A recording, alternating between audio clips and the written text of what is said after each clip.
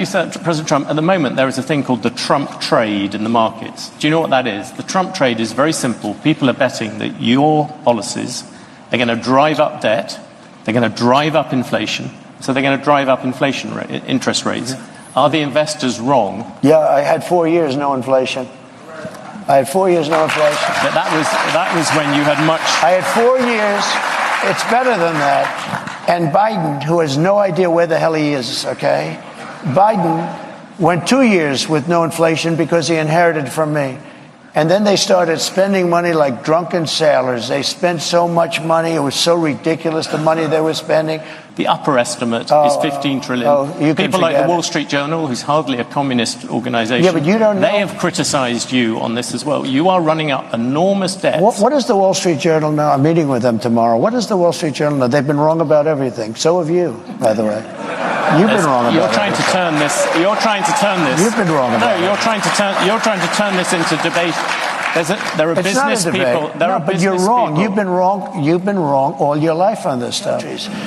And stupid people made these deals. I saw trade deals that were so stupid that you'd have to be. Excuse me. That was so bad that you'd have to be an idiot to sign them. And we signed them for years. We had. I could tell you trade deals that I have never seen anything. I said, who would agree to this? They had to be corrupt. They had to be corrupt. To make those deals, they had to be corrupt because there is no way a rational human being, I always say either corrupt or extremely stupid, because there's no way a rational human being would ever sign the trade deals that this country signed. And I got out of many of those deals. I absolutely love this exchange here between Trump and this BBC reporter.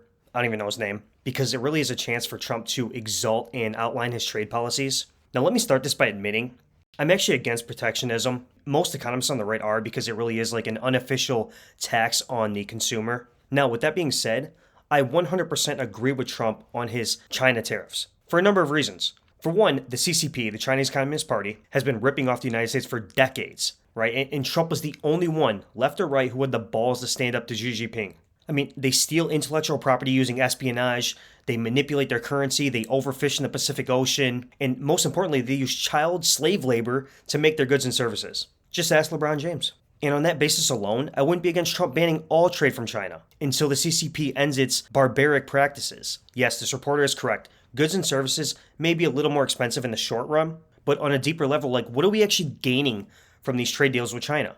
I mean, Americans have homes filled with a bunch of plastic junk with Made in China labels on the back, all of which could be made right here in the United States. Which brings me to the USMCA. The United States-Mexico-Canada Agreement, which was the trade agreement negotiated by Donald Trump in 2018 that went into effect in 2020 and replaced the 1994 NAFTA agreement. The USMCA was actually brilliant because it really included protections against trade theft, copyright infringement.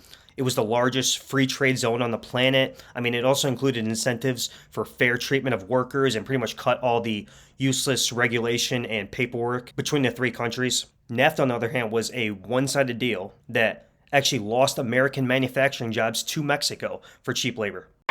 We reached an agreement to replace one of the worst trade deals in the history of the world, NAFTA. Remember when all the companies were leaving our country, Charlie, and they were going to Mexico and a couple of other places, frankly, but they were leaving us with no jobs, no income, empty factories all over the country. Now, when it comes to trade with the rest of the world, I do think we should have free trade with European nations that share our values. Like, also Taiwan is essential in making semiconductors at the moment because we don't have enough domestic plants within our own borders to replace them. But I do understand why Trump wants these tariffs in place. By the way, Biden Kamala never removed any of the Trump tariffs. None of them. So Kamala and the media have absolutely no right to criticize. But at the end of the day, Donald Trump is the only man alive who's not afraid to stand up to China, Japan, Mexico, and others to protect American jobs, wages, and property. So think about that.